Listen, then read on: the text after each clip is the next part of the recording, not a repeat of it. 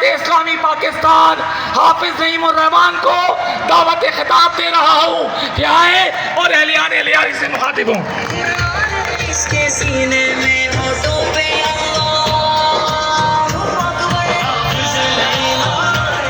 الحمدللہ رب العالمین والصلاة والسلام علی رسولہ الکریم وعلی آلہ وصحبہ اجمعین، اما بعد فاعوذ باللہ من الشیطان الرجیم، بسم اللہ الرحمن الرحیم، وجاہدوا فی اللہ حق جہادہ، صدق اللہ العظیم۔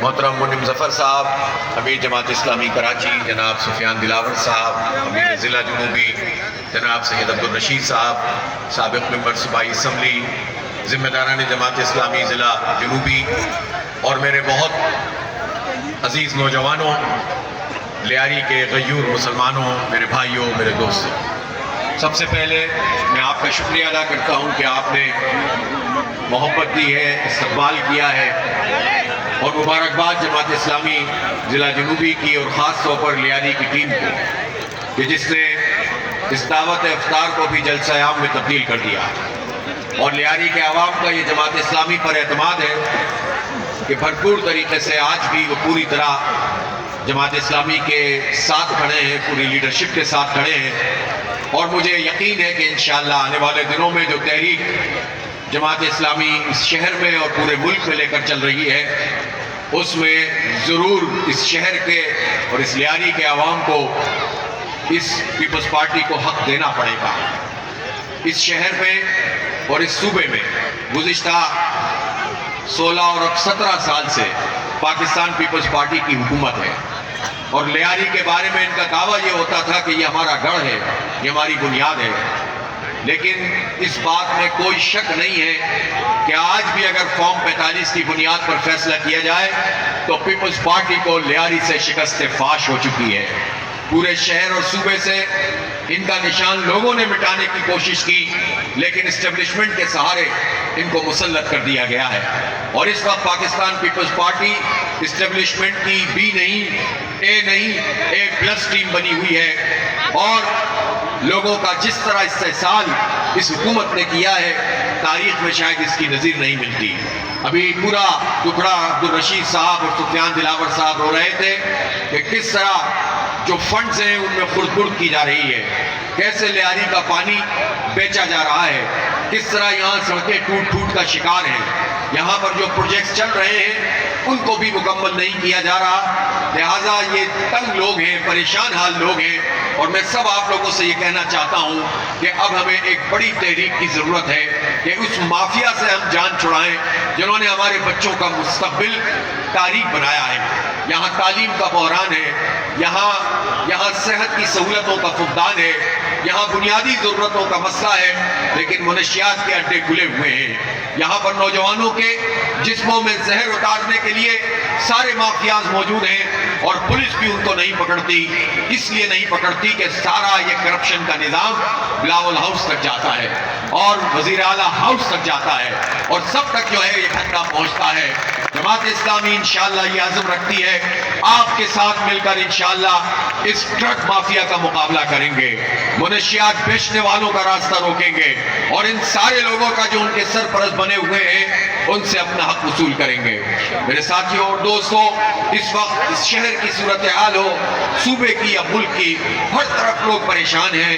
خیبر پختونخوا میں مسلسل تھانوں پر حملے ہو رہے ہیں، افواج پاکستان پر حملے ہو رہے ہیں، عام لوگوں پر، علماء کرام پر حملے ہو رہے ہیں، اور یہ دہشت گردی کی ایک نئی لہر ہے جو نہ صرف خیبر پختونخوا میں موجود ہے بلکہ بلوچستان میں بھی موجود ہے۔ بلوچ عوام اپنے حق کے لیے نکلتے ہیں، وہ یہ فریاد کرتے ہیں کہ کیوں ہمارے پیاروں کو لاپتہ کر دیا جاتا ہے، کوئی ان کا پوچھنے والا نہیں ہے۔ جماعت اسلامی یہ مطالبہ آج یہاں لیاری کے غیور عوام کے توسط سے کر رہی ہے کہ تمام لاپتہ افراد کو بازیاب کیا جائے۔ اگر کسی نے کوئی جرم کیا ہے تو عدالتیں کس لیے موجود ہیں، قانون کس لیے موجود ہے، اور اگر آئین پر حلف اٹھانے والے ہی ہمارے بچوں کو لاپتہ کریں گے تو پھر اس آئین کی پاسداری کون کرے گا؟ یہ حکومت کی ذمہ داری ہے کہ وہ تمام لوگوں کو بازیاب بھی کرے اور لوگوں کو ان کے حق دے، بلوچستان کے عوام کو بھی ان کا حق ملے، اگر ان کو روزگار ملے, اگر وہاں انڈسٹریلائزیشن ہو, وہاں سی پیک کے پراپر روٹس کو پراپر طریقے سے بنایا جائے, تو پھر بلوچ عوام کیوں اس طرح سے بپریں گے؟ اس لیے مسئلے کا حل یہ ہے کہ عوام کو اعتماد دیا جائے. عوام لیاری کے ہوں, عوام سندھ کے ہوں, پنجاب یا بلوچستان کے ہوں, یا خیبر پختونخوا, کشمیر اور گلگت بلتستان کے ہوں, عوام کا پورا طبقہ ایک طرف ہے, حکمران طبقہ ایک طرف ہے. یہ حکمران طبقہ آپس میں ملا ہوتا ہے, ان میں کوئی بلوچ اور سندھی, کوئی پنجابی پختون, کوئی مہاجر سرائکی کشمیری ہزارے وال نہیں ہوتا, کوئی آپس میں تقسیم نہیں ہوتی. یہ چھوٹا سا حکمران طبقہ آپس میں مل کر 25 کروڑ عوام کو آپس میں لڑوانے کی کوشش کرتا ہے. اس لیے میں آپ سے یہ بات کہنا چاہتا ہوں, لیاری کے لوگوں, میں جانتا ہوں کہ یہاں ہر زبان, ہر قوم, ہر برادری کے لوگ رہتے ہیں, یہاں تقسیم پیدا کرنے کی کوشش بھی بہت کی گئی ہے, لیکن لیاری اپنے اتحاد سے یہ بات ثابت کرے کہ ہم سب ایک ہیں. مظلوم ایک طرف کھڑے ہیں, عام لوگ ایک طرف کھڑے ہیں, نوجوان ایک طرف کھڑے ہیں, اور ظالموں کا ٹولہ دوسری طرف کھڑا ہے.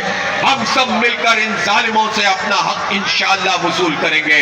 اس لیے میرے ساتھیوں اور دوستوں, یہی پورے پاکستان میں بھی یکجہتی اور اتحاد کا پیغام ہم لے کر چلیں گے, اور ان سب لوگوں کا راستہ روکیں گے جو ہمیں ہمارے حقوق سے محروم کرتے ہیں. میرے ساتھیوں اور دوستوں, پوری دنیا میں ایک ہی نظام چل رہا ہے. ہمارا لوکل حکمران طبقہ بھی اس بین الاقوامی اسٹیبلشمنٹ کا اعلی کار بنا ہوا ہے کہ جو امریکہ کی صورت میں موجود ہے. آج فلسطین میں, غزہ میں بمباری کر کے اسرائیل نے 350 بچوں, عورتوں اور بوڑھوں کو شہید کیا ہے.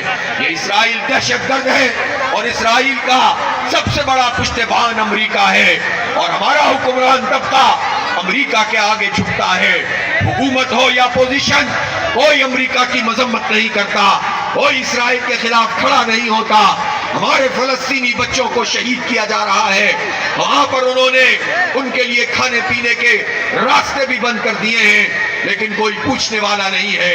اس لیے دنیا بھر کے مظلوم ایک ہوں گے اور دنیا بھر کے ظالموں کا مقابلہ کریں گے. یہ جد و جہد مقامی سطح پہ بھی ہوگی, شہروں اور صوبوں کی سطح پہ بھی ہوگی, اس ملک کی سطح پہ بھی ہوگی, اور بین الاقوامی سطح پر بھی ہوگی. اس لیے میرے دوستوں اور ساتھیوں, آئے ہم آگے بڑھنے کا عزم کرتے ہیں. اپنی بستیوں کے مسئلے بھی ہمارے لیے بہت اہم مسئلے ہیں, وہ حق بھی حاصل کریں گے, اور اس ملت کا سر بھی فخر سے انشاءاللہ بلند کریں گے. میرے بھائیوں اور دوستوں, اس وقت جو صورتحال پاکستان میں موجود ہے, بدامنی کا راج ہے, اور ہر طرف لوگ پریشان نظر آتے ہیں. انسانی خون انتہائی سستا ہو گیا ہے. اس بدامنی کے ماحول میں ایک ہی راستہ ہے کہ عوام کے اور فوج کے درمیان جو دوریاں پیدا ہوئی ہیں, ان دوریوں کو پاٹا جائے. لیکن اس کا راستہ کیا ہے؟ اس کا راستہ خود فوج کے پاس ہے, اس کا راستہ حکومت کے پاس ہے. حکومت اور افواج پاکستان آئین کے مطابق اگر عمل درآمد شروع کریں گے, اپنے حصے کا کام کریں گے, جس کا جو آئینی اختیار ہے وہ اسی میں رہتے ہوئے کام کرے گا, اور لوگوں کے مینڈیٹ کا احترام کرے گا, تو عوام میں اعتماد پیدا ہوگا. لیکن جب آپ اپنے مخصوص ٹولے کو فارم 47 کی بنیاد پر مسلط کر دیں گے, اور وہ لوگ جنہیں لوگوں نے ٹھکرا دیا, جنہیں لوگوں نے ووٹ نہیں ڈالے, لوگوں نے اپنی بستیوں سے نکال دیا, ان کی پرفارمنس دیکھ کر نکالا, ان کے کنڈکٹ کو دیکھ کر نکالا, ان کی کرپشن دیکھ کر نکالا, ان کی امریکہ کی غلامی دیکھ کر یہاں سے دور کر دیا. لیکن ایسے ٹولے کو جب اسٹیبلشمنٹ ہمارے سروں پر مسلط کرے گی, تو پھر یہی ہوگا کہ عوام اور فوج کے درمیان بھی دوریاں پیدا ہوں گی, عوام اور حکومت کے درمیان بھی دوریاں پیدا ہوں گی. ہم نے دیکھا تھا بلدیاتی انتخاب میں اس شہر کراچی کے لوگوں نے جماعت اسلامی پر اعتماد کیا, لیکن قبضہ کر کے ایک میئر کو مسلط کر دیا گیا. اب بلدیاتی اداروں کو پیسے نہیں دیے جاتے. پیپلز پارٹی کے بلدیاتی ٹاؤن چیئرمین ہو یا جماعت اسلامی کے چیئرمین ہو, سبھی کہتے ہیں پیسہ آتا تو ہے وفاق سے, جاتا کہاں ہے, لوٹ کے کھا جاتے ہیں.